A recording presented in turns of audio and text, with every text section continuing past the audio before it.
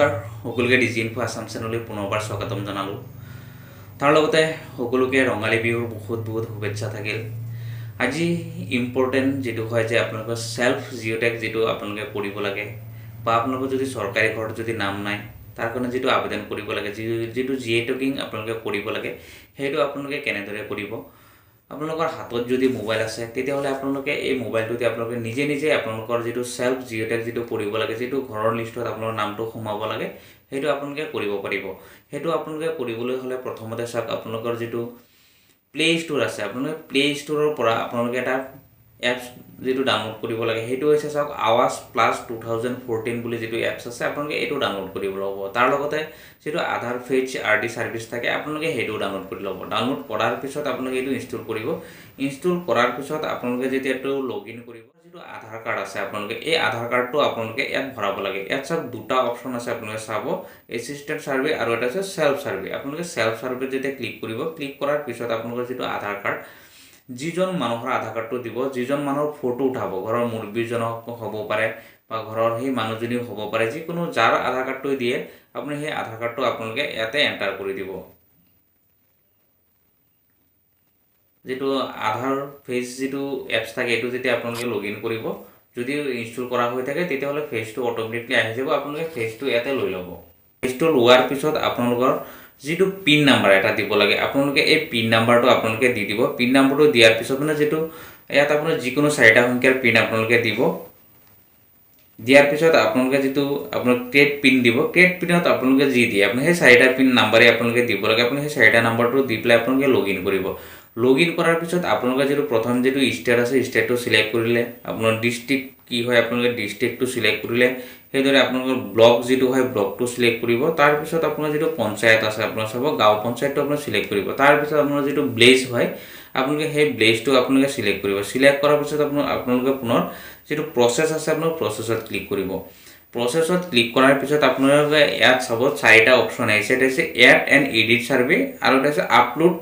save survey তাৰ পিছত power Ivor ডাশবোৰ্ড বা ই-টেকিং হেতু আপোনালোকে হেবিলাকৰ যাব নালাগে জাস্ট প্ৰথমতে আপোনালোকে যেটো এড সাৰ্ভে আছে আপোনালোকে এড সাৰ্ভেত আপোনালোকে ক্লিক কৰিব ইয়াত সব লিখা আছে সব নেম অফ দা হেড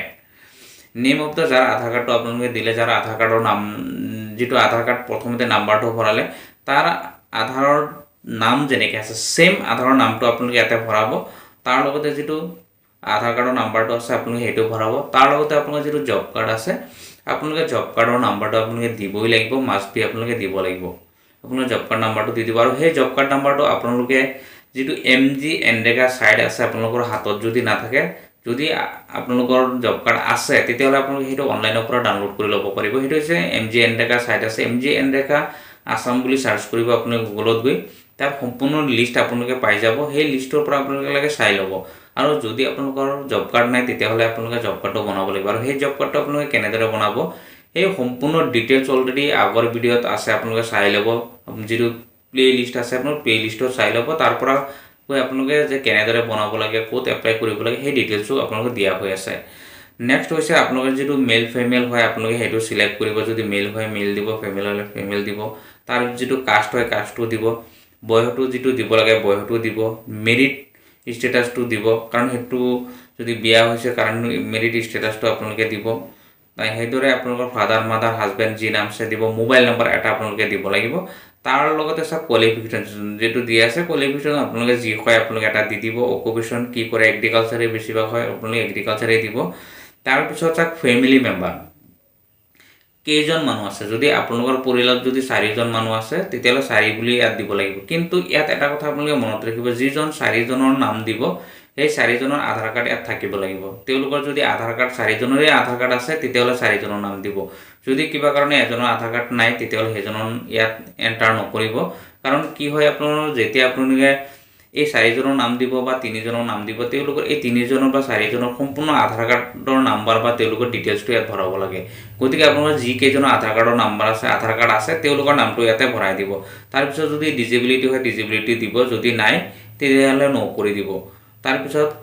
আপোনালোকৰ যেটো ফ্যামিলি যেটো ইনকাম হয় আপোনালোকে চাব এই ইনকামটো আপোনালোকে ইয়াতে ভৰাব লাগিব আপোনালোকে ইনকাম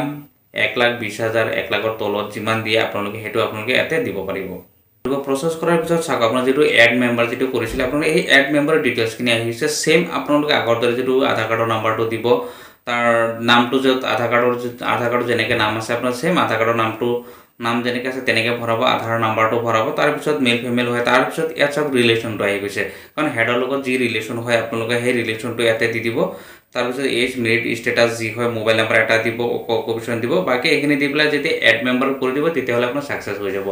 কাৰণ যদি দুটা মেম্বাৰে থাকিলে দুটাই কৰিব আৰু যদি তিনিটা চাৰিটা যিমান দিয়ে যিমান আধাৰ কাৰ্ড আছে যিমান নাম্বাৰ আপোনালোকে দিয়ে ইয়াত আপোনালোকে তেনেদৰে আপোনালোকে ইয়াত এড কৰি যাব তাৰপিছত যেতিয়া আপোনালোকে ইয়াত যেতিয়া এড কৰি দিব এড কৰাৰ পিছত আপোনালোকে সেইটো আপলোড কৰিব লাগিব যেতিয়া নেক্সট যিটো আপোনালোকৰ যিটো আপলোড বুলি অপশ্যন আছে ইয়াত আপোনাৰ যিটো ভেৰিফাই আছে আপোনালোকে চাব এই ভেৰিফাইত যেতিয়া আপোনালোকে ক্লিক কৰিব জব কাৰ্ড নাম্বাৰটো আৰু চাওক যিটো আপোনাৰ আধাৰ নাম্বাৰ আছে এই দুইটাই ইয়াত যেতিয়া ভেৰিফাই হ'ব ভেৰিফাই হোৱাৰ পিছত আপোনালোকে আপলোড কৰি দিব যেতিয়া আপলোড কৰি দিব আপলোড কৰি দিয়াৰ পিছত আপোনালোকে যিটো ছাকচেছফুলি আপোনালোকে ইয়াত আপলোড দেখুৱাই দিয়ে যদি তেতিয়াহ'লে আপোনালোকে জানিব যে আপোনালোকৰ আপলোড ছাকচেছফুলি হৈ গৈছে